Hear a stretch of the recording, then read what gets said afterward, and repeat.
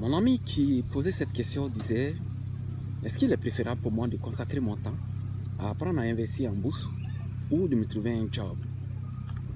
Bienvenue sur ma chaîne YouTube, vous tous qui me prenez en marche, sachez que cette chaîne est dédiée spécialement à l'investissement boursier des débutants. Tous ceux qui veulent se partir en bourse, qui veulent avoir des informations financières vraies concernant l'investissement boursier, bienvenue à tous. Mon nom est Jean-Marc Eti. Et donc, pour répondre à cette question, il faut dire que, dépendamment du pays où tu te trouves, par exemple chez nous, ici au Canada, il y a plusieurs types de revenus.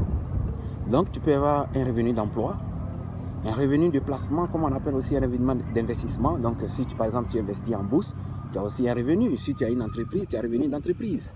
Donc, c'est plusieurs types de revenus.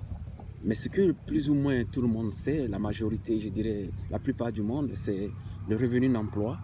Donc tout le monde se trouve un job, il réalise à la fin de l'année, on échange notre temps contre de l'argent, on a un boss, on réalise un emploi, on occupe un emploi et puis on a une paye toutes les semaines, toutes les fins de semaine, toutes les 2 semaines, au mois.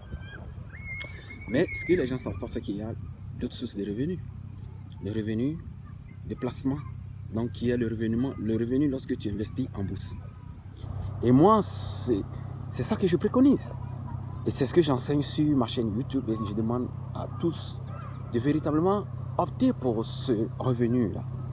Parce que comme je l'ai dit, en bourse, c'est des milliards, je dirais même des trilliards de dollars qui sont transigés chaque jour.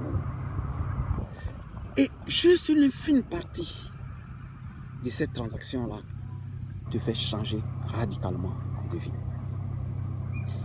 Pourquoi prendre tout son temps, investir 40 heures par semaine pour un job et être payé souvent par des miettes? Pourquoi ne pas opter pour l'autre source de revenus qui est le revenu de placement?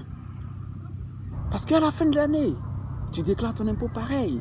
Quand tu as un revenu d'emploi, tu as un revenu d'investissement, tous sont des revenus. Et pourquoi ne pas consacrer son temps à apprendre, à connaître et à gagner plus avec un revenu d'investissement?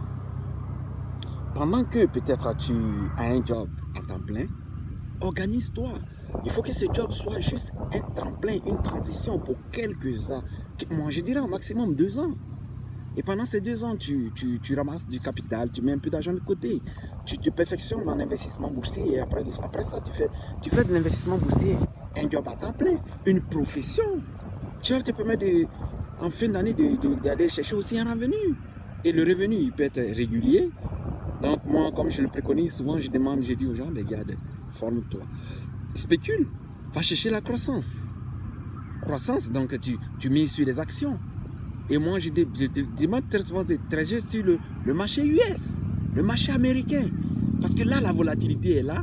Rapidement, tu as su faire ce qu'il faut faire, choisir les actions qu'il faut. À la base, tu as tout maîtrisé, tout arrangé.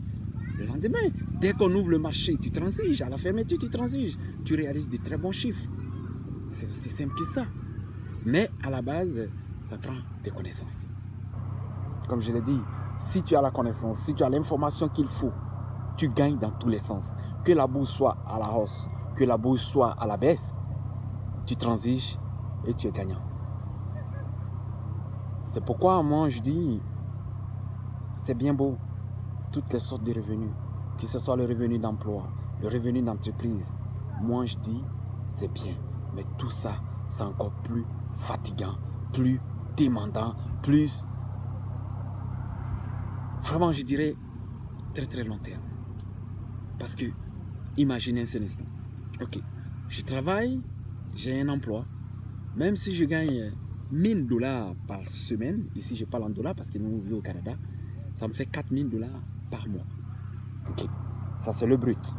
Quand ils vont enlever tout ce qu'il y a comme charge fiscale, charge sociale, il va me rester autour de peut-être 2900 par là.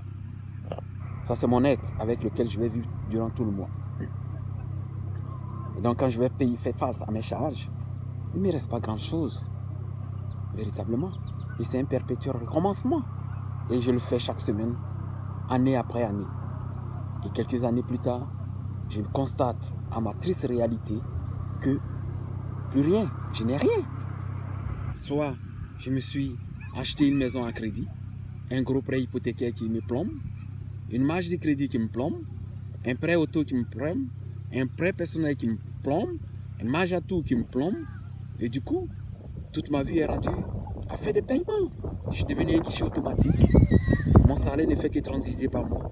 Et par la suite, je distribue et je recommence.